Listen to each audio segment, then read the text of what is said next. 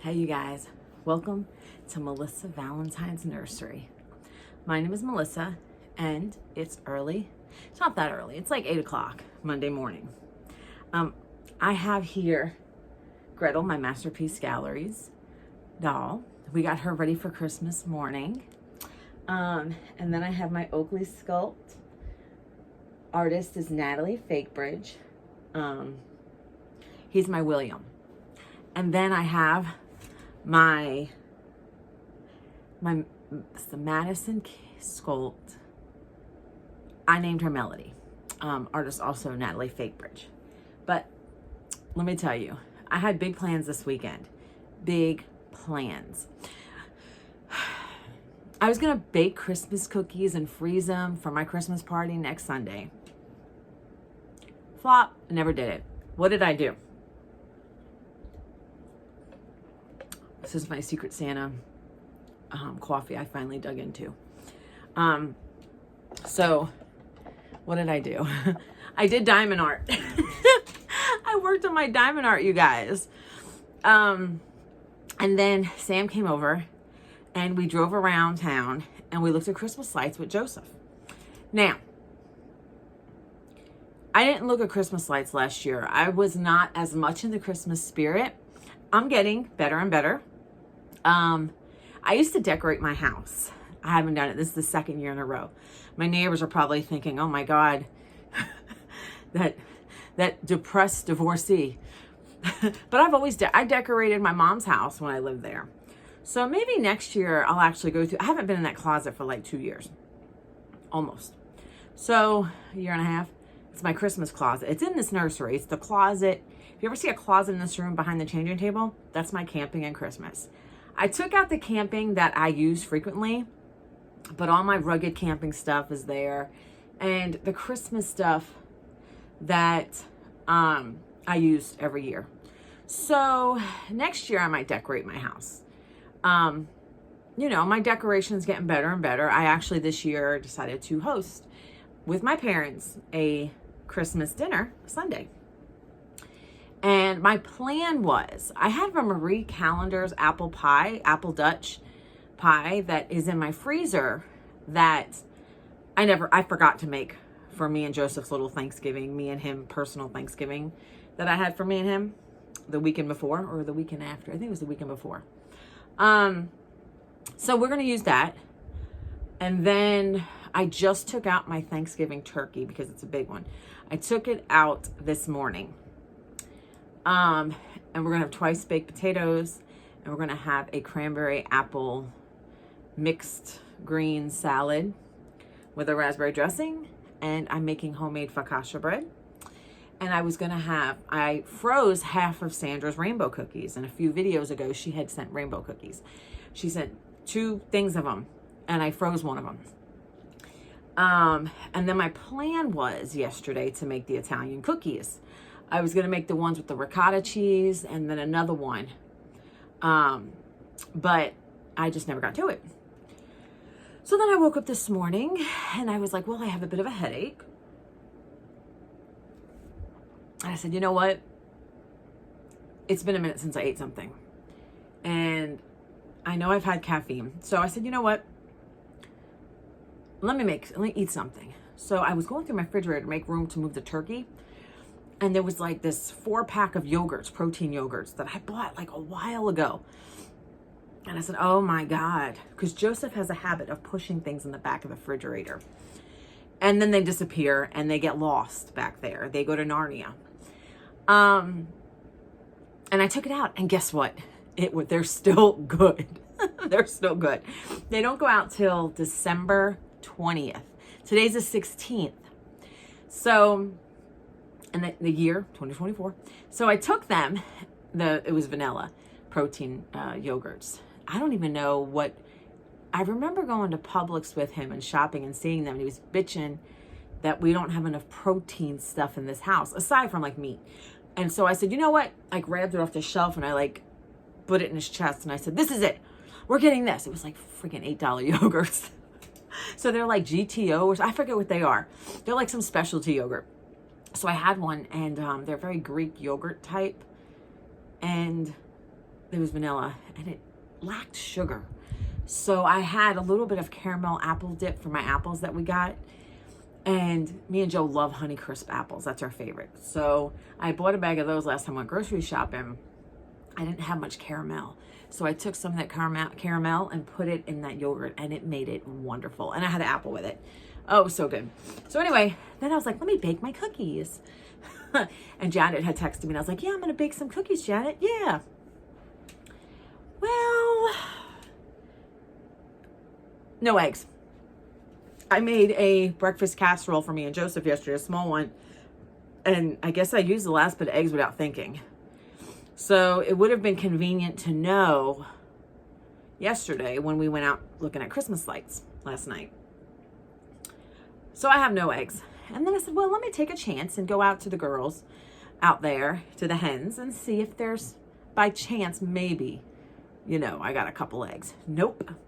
They don't lay eggs usually when it's cold. It's been cold. It's been like in the 30s, 40s, and it's been wet. So, they're not going to give eggs. They don't, and they slow down anyway in the winter. They don't like the winter, I was like, okay, well, I had Christmas music on. I cleaned my kitchen, and that's it. I said, let me do a video. Sam spent the night. We looked at Christmas lights. We watched a Christmas movie I fell asleep to. It was Santa Charles. Pretty funny, but I fell asleep. It was on Hulu, I believe. I have like this $6 membership on Hulu. So it was all right. I fell asleep because I was tired. I didn't fall asleep because it was boring. I fell asleep because I was tired. And then him and Joseph played Xbox video games. Well, he had spent the night, and I woke up, and he has a headache. I had a headache, but his headache's really bad. He called his boss and said he might be in late, so he's getting a little extra sleep.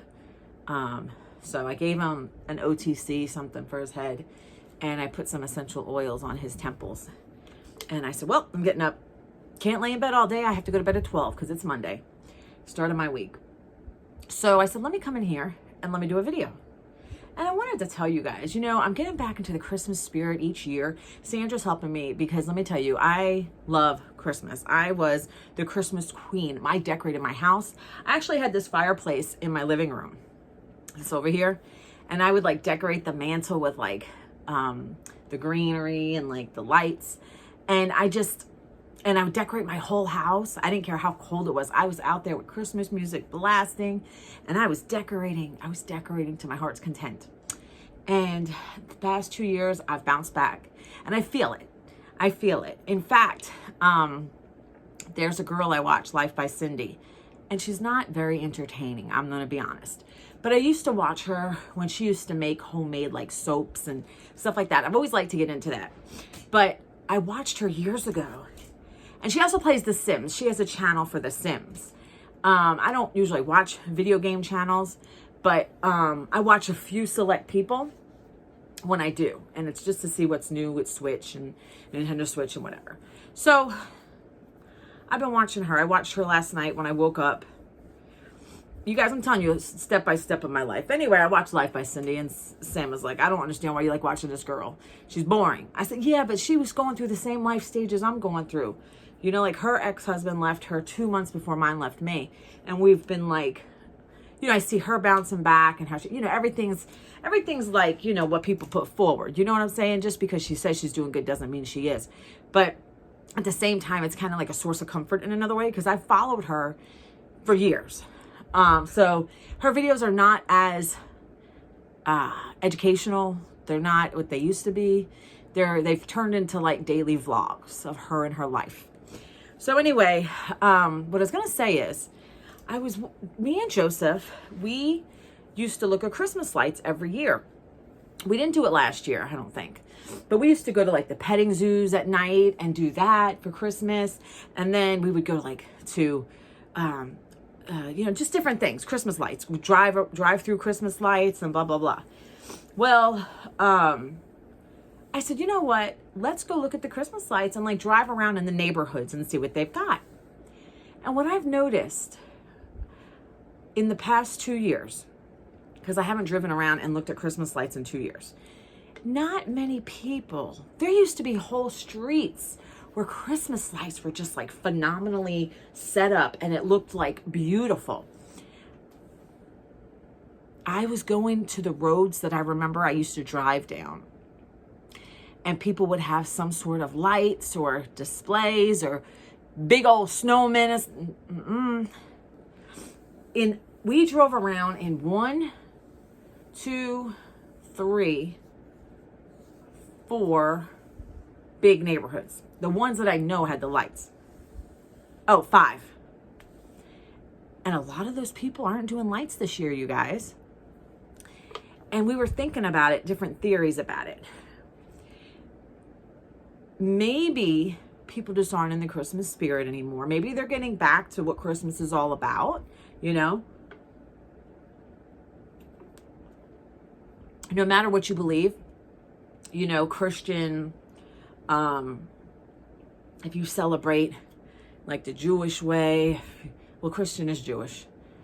Whatever you are, if you're Protestant, Catholic, Jewish, pagan, I'm missing a lot. Muslim.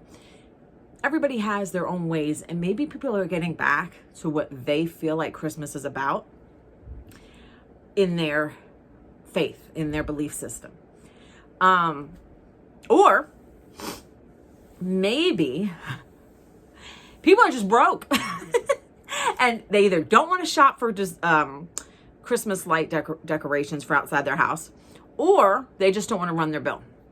And I get that completely, you know? So, because a lot's going on in the world. So that made me think of the other thing, you know, maybe they're getting back to their faith and say, well, maybe we'll make this more about, you know, like Sam. He's having his Christmas party Saturday and I'm invited. And I was like, who's going to be there? You know, being the girlfriend, who's going to be there? Who's going to be there? Blah, blah, blah. Well, you got Christians going to be there. You got, like, you know, you got Baptists. You got, we got a Muslim going to be there. We got an atheist going to be there. We got a pagan going to be there.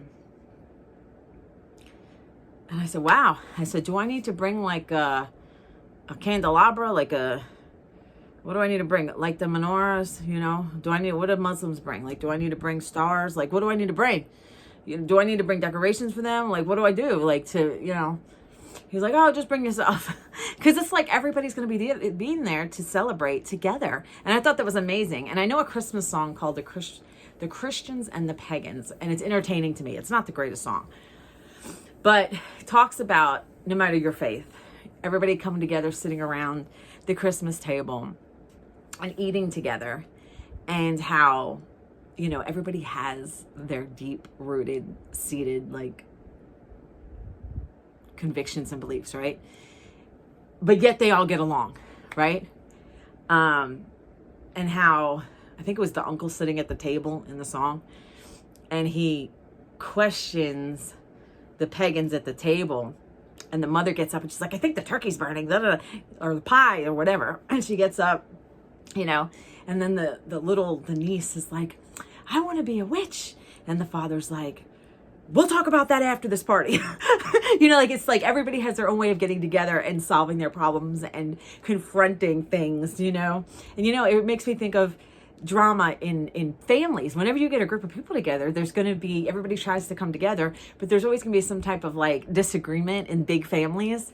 And it makes me think, like, it happens, you know, people will get into, especially if there's alcohol sometimes, like, people will get into disagreements. And I like when life is real, when things aren't pushed under the rug. I have a side of the family, everything gets pushed under the rug. But, like, you know, I like it when it's real, legit, and it's raw, you know? But that's just me.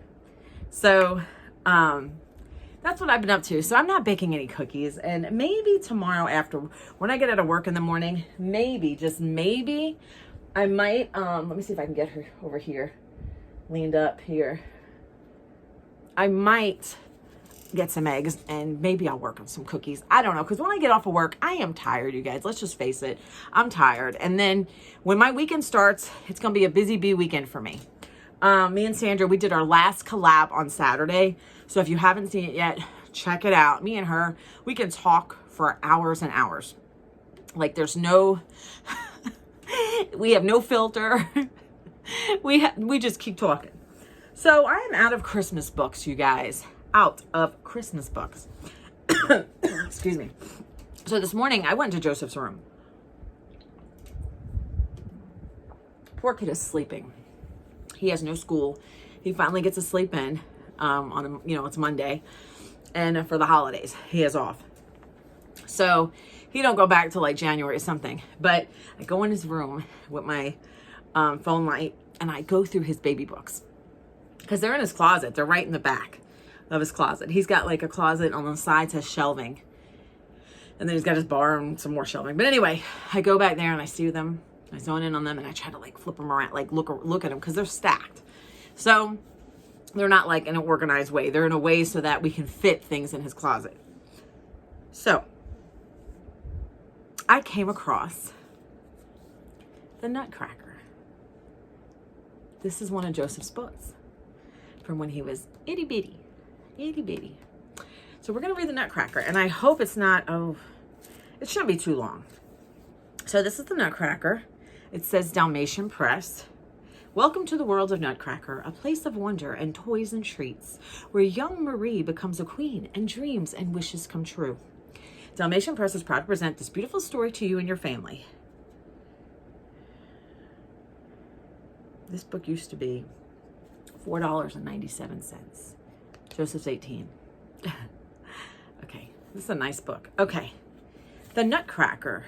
E.T.A. Hoffman, adapted by Bethany Snyder, illustrated by Pat Thompson. This is a book from 2002. Okay.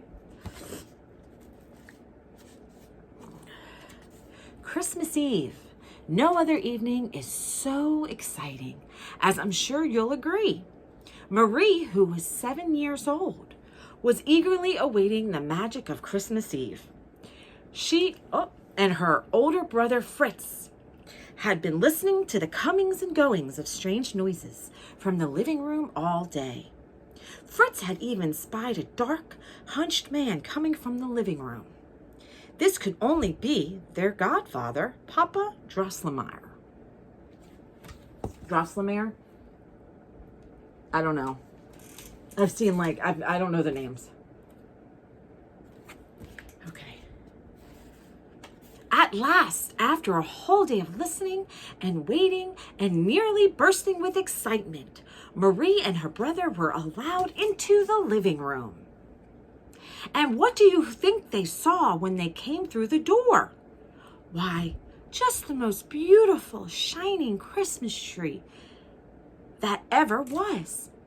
Little candles twinkled on the branches, and there were little toys and candies and ornaments too. "Oh, how marvelous!" Marie exclaimed. Fritz jumped up in the air and hollered, "Stupendous!"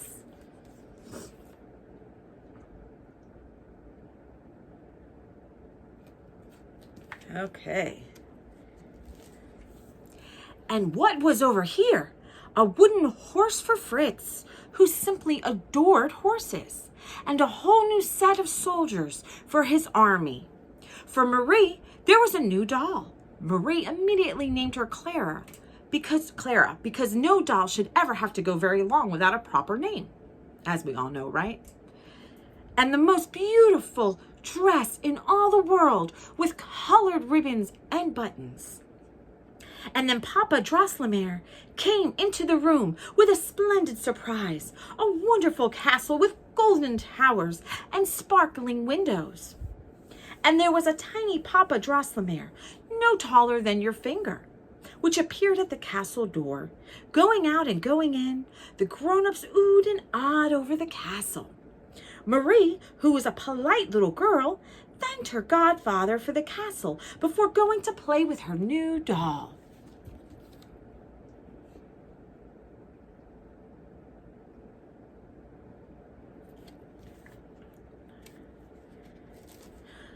Marie was just bending over to pick up Clara when she spied a little man hiding under the lowest branch of the tree. "Father, whom does that little man belong to?" Marie asked. "He's a Nutcracker, and he belongs to everyone. Let me show you what he can do." Father picked up the odd-looking man. He put an almond between the little man's teeth, pulled down on the Nutcracker's short wooden cape, and crack! Pieces of shell fell away, and Father handed the nut to Marie. "Wonderful," she said. "He is an adorable little man." "Well," said Father, "since you love him so dearly already, I will place him in your keeping. Of course you must share him with Fritz." "Oh, I will," said Marie, as she hugged the strange wooden man. Marie put only the softest and smallest nuts in Nutcracker's mouth. She did not want to ruin his big smile or his wide white teeth. The Nutcracker? That's Marie.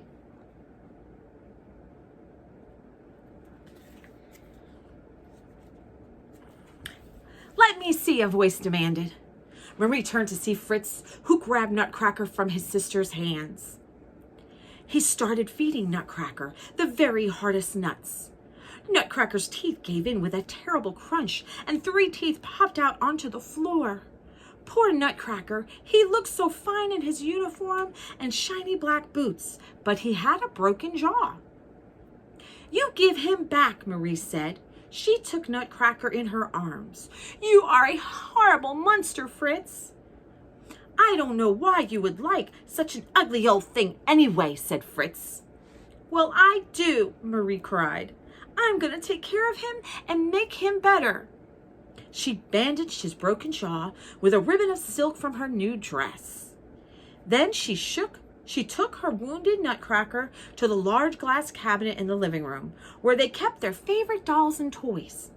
Marie looked at Clara. "I'm sorry, Clara," she said, "but Nutcracker is really badly wounded, and I know you won't mind giving up your bed to him. Now, will you?" Clara did not mind. "Very good. Now rest well, Nutcracker. It is late. Papa Drosselmeyer will fix your teeth and jaw tomorrow, and you'll be good as new." He broke him. He broke him.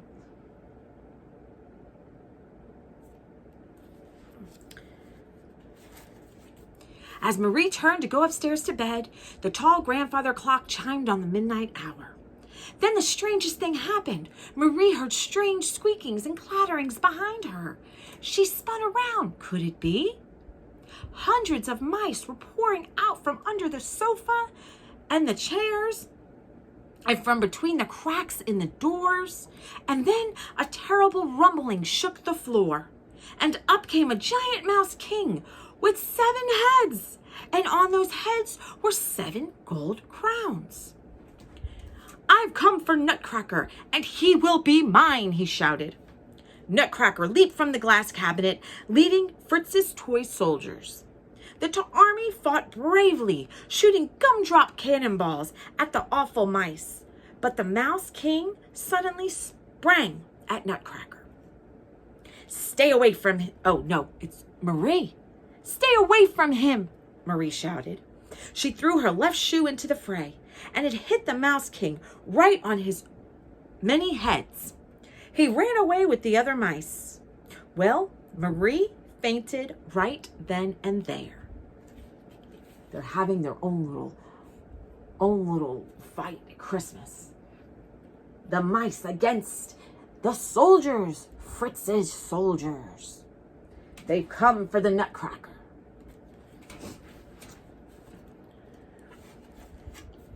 Marie awoke in her very own bed. Had it all been a dream? She looked up and saw Papa Drosselmeyer smiling gently at her. "I have something for you, my dear." And do you know what it was? It was a Nutcracker. And he was mended. His teeth were in straight, and his jaw worked perfectly. Marie hugged him tightly. She had tears in her eyes as she thanked her dear Papa Drosselmeyer. That night, Marie couldn't sleep. Just after the clock chimed midnight, she heard the strange sounds. Clanging and crashing from the living room, then a terrible squeak, then a knock at the bedroom door, and then a voice crying, "Marie, open the door! I have wonderful news!" Marie recognized the voice of Nutcracker and let him in. "I have defeated the Mouse King," Nutcracker exclaimed. "It was you who gave me the courage to defeat that nasty creature. To thank you, I wish to give you these." He handed her 7 tiny gold crowns. Marie clasped her hands together with delight. "I must tell you, dear Marie, that I am really a king," said Nutcracker. "A king of the most wondrous land in all the world, Toyland. And now, will you join me as I travel to my kingdom to celebrate this happy occasion?" Marie couldn't think of nothing she would rather do. Marie followed Nutcracker to the front closet, where Nutcracker, oh, I didn't show you the page. He said, "I got something for you, Marie. I've got something for you." Marie followed Nutcracker to the front closet, where Nutcracker revealed a hidden ladder. Marie was just small enough to climb up his ladder, and soon found herself standing in a sweet-smelling meadow. "This is Candy Meadow," said the Nutcracker. "Now we will travel through all of Toyland on our way to Marzipan Castle in the city of sweets. That is where I live." Oh, and Toyland was marvelous. They passed through Almond and Raisin Gateway. They watched a charming ballet. They went by Orange Brook and River Lemonade and past Gingerbread City on the Honey River. In each of these places, Marie saw the most amazing things. Houses and whole villages made out of all manner of sweets, and the friendliest people you could ever hope to meet. There were creatures of all kinds, and they were dancing and laughing about in the merriest way.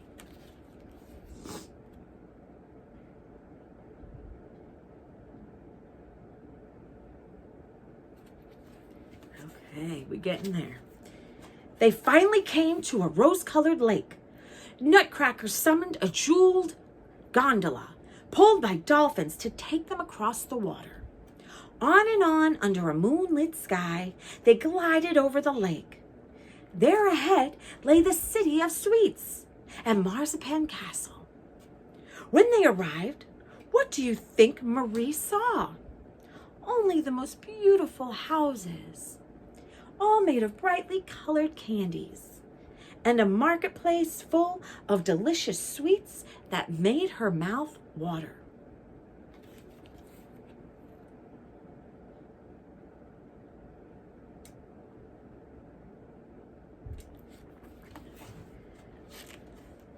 Nutcracker took Marie up to his castle, where she met all the ladies of the house and the royal pages and such. Everyone was so nice that Marie decided she would never leave. They had a wonderful meal of hundreds of candies and desserts, and then Marie started to yawn and rub her eyes. Can you blame her? She had been through quite a bit of excitement, to say the least. And she had probably eaten a bit too much candy. Indeed, Marie did fall fast asleep to the sound of her beloved Nutcracker talking. And when she awoke, she was in her own bed. "Oh, it couldn't have just been a dream," she said sadly. But what was this in her hand? Why, the 7 tiny gold crowns that Nutcracker had given to her. Many, many years later, Marie sat in the living room, gazing at her old beloved Nutcracker in the glass cabinet.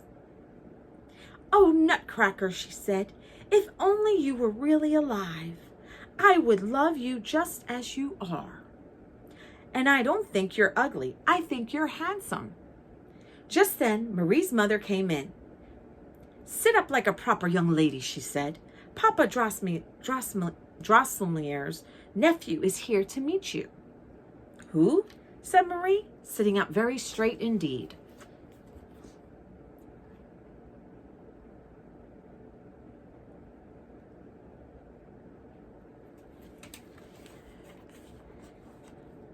Uh-oh. Here we go. In came a handsome young man. He smiled, walked over, and took Marie's hand in his own. "Oh, sweet Marie," he said, "I am really alive. You are kind and gentle enough to say that you would love me just as I am. And so, here I am. Now, would you do me the honor of becoming my wife and queen of all of Toyland?" "Nutcracker, is it really you?" whispered Marie. "Of course I will." Ah, dear children, who can say how such things happen in this world? And in the world of toys and dreams, who can say how love creates its own magic? And who can say whether Queen Marie and her beloved King Nutcracker rule over Toyland to this very day? If you have the eyes and heart for it, dear children, perhaps someday you will visit Toyland. And then you can say,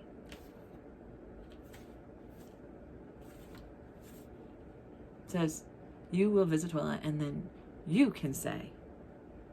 I guess you could say whatever you want. You could say yes, you could say whatever.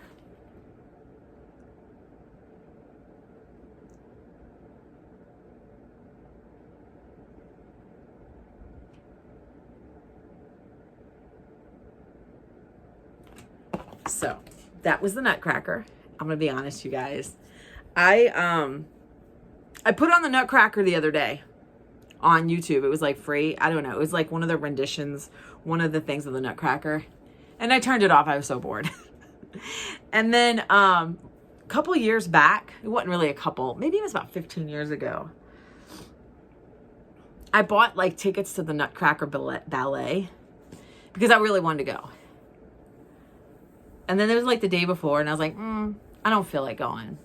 And I gave my tickets to my sister, and she went with a friend. And I know about the Nutcracker. Like, you know the stories, you know. You hear about the sugar plum fairies and this and that. And then, of course, Joseph has books from his childhood, and I saved them because, I just saved them. And he's got like a whole stack. He's got like the little lion books. Is the little lion books with the little golden books. He's got like tons of those. And I don't know, this was the first like Christmassy one I seen.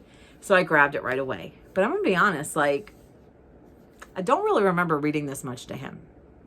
But this was like printed in like 2002 and it was $4.97. Nowadays, this would be like $20. So, and it's in decent condition. It's not in the best condition, but it's not falling apart by no means. It's just not brand new. So I thought that's pretty cool. So I hope you like that. You guys, let me tell you, week and a half till Christmas. Week and a half till Christmas. So, and I didn't get to make my cookies. So, I don't know. But I'm excited. I don't know. I'm not doing them today because I'm not going out and getting eggs today. But if I do them Tuesday, Wednesday, Thursday, or Friday, will be the days I do them. Because, like, I go to bed like 12, 1 o'clock now. And I think those would be the days I would do them. I don't know, you guys. But I wanted to get on here, read another book to you guys. It's slim pickings now at books. So, I don't know. It depends on whatever Joseph has in his mystery pile. He has plenty of, like, regular kids' books.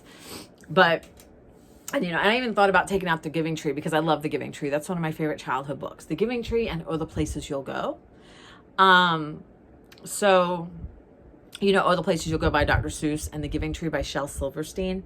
Those two are my favorite